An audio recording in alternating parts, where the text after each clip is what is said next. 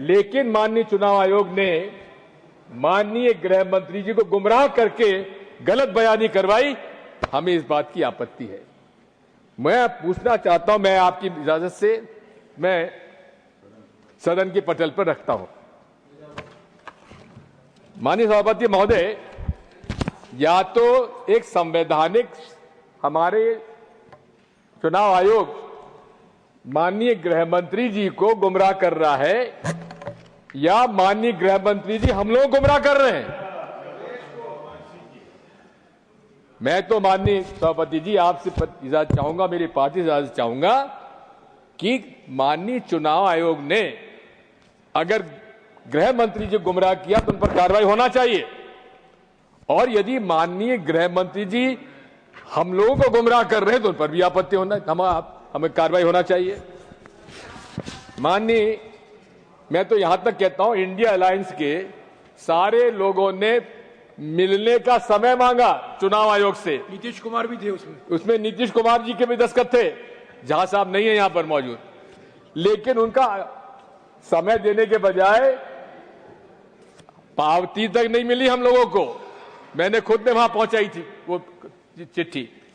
ये सब काम चालू हुआ है माननीय राजीव कुमार जी के चुनाव आयुक्त बनने के बाद। मुझे भी 50 साल हो गए राजनीति में।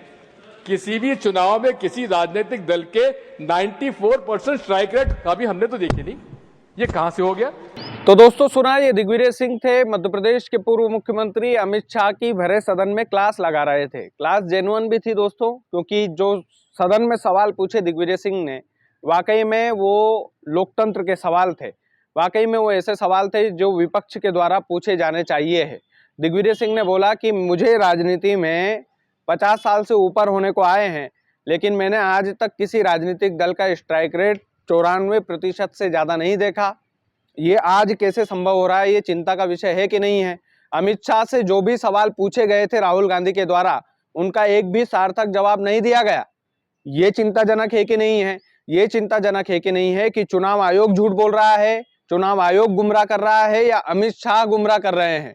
इसकी पारदर्शिता देश के सामने होना चाहिए कि नहीं होना चाहिए? ये जितने भी सवाल थे, ये वाकई में एक मजबूत विपक्ष को पूछना चाहिए है। दिग्विजय सिंह जब ये सवाल कर रहे थे तो बहुत हो हल्ला हो रहा था, सामने से आप लोग देख रहे होंगे, लेकिन ये हो हल्ला होना ये दिखाता है कि झूठ को कैसे दबाया जाता है।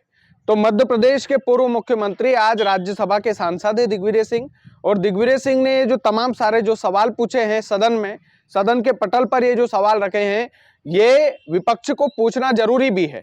जरूरी इसलिए कि जब विपक्ष सवाल करता है, जब राहुल गांधी ने अमित शाह से सवाल पूछे तो अमित शाह को एक्यूरेट जवाब देना चाहिए था, लेकिन एक भी सवाल का जवाब एक्यूरेट नहीं दिया गया। ये कहीं ना कहीं दिखाता है कि बेईमानी तो हो रही है, और बेईमानी इस कदर की हो रही है कि दिग्विजय सिंह ने आंकड़ों के साथ में एक फाइल लेकर आए थे वो, और बोला कि साहब चुनाव आयोग झूठ बोल रहा है कि उनको कोई भी राजनीतिक दल ने कोई सलाह या मशवरा नहीं दिया। मेरे पास पूरे पूरे पत्र, एक पत्र तो मैंने भी लिखा है उसमें से, लेकिन उसका कोई जवाब हमें नहीं मिला, ना उसकी पावती मिली। ये दिग्विजय सिंह ने कहा। और दोस्तों, दिग्विजय सिंह हमेशा ईवीएम के ऊपर सवाल उठाते हैं, हमेशा ईवीएम पर वो ठीकरा फोड़ते हैं जब भी चुनाव हारते हैं।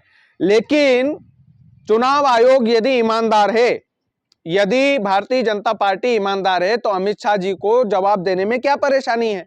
चुनाव आयोग को जवाब देने में क्या परेशानी है? दोस्तों, वाकई में ये चिंता का विषय है, और ये चिंता का विषय इसलिए भी है क्योंकि जब इतने बड़े बड़े नेता ईवीएम पर सवाल उठा रहे हैं, इतने समझदार नेता जो इतना लंबा समय जिनको राजनीति में हो गया है, जिनका अनुभव तगड़ा है, वो ईवीएम पर सवाल उठाते हैं सदन में, उसके बाद भी चुनाव आयोग और जो सत्ता में बैठे लोग हैं वो उनका सही ढंग से जवाब नहीं दे पाते हैं। तो कहीं ना कहीं इस बात को लेकर चिंता होनी ही चाहिए कि वाकई में दिग्विजय सिंह ने जो सवाल उठाए हैं, जिसका जवाब ना अमित शाह दे पाए, राहुल गांधी ने जो सवाल उठाए जिसका जवाब भी सत्ता पक्ष के लोग नहीं दे पाए, जो पत्र विपक्ष लगातार लिख रहा है उन पत्रों का जवाब भी नहीं दे पा रहा है चुनाव आयोग, तो ये तो चिंता का विषय होना ही चाहिए, और बिल्कुल होना चाहिए। इसमें कोई लाग लपेट वाली बातें नहीं है। आपने पूरे भाषण में सुना कि किस एग्रेशन के साथ में अमित शाह की क्लास लगाई है दिग्विजय सिंह ने, कितनी धांसू तरीके से क्लास लगाई है। और दोस्तों ये चिंता का विषय है कि अमित शाह जवाब नहीं दे पा रहे हैं, ना चुनाव आयोग जवाब दे पा रहा है। इस पर आपका क्या कुछ कहना है, आप जरूर कहिए। बहुत बहुत धन्यवाद।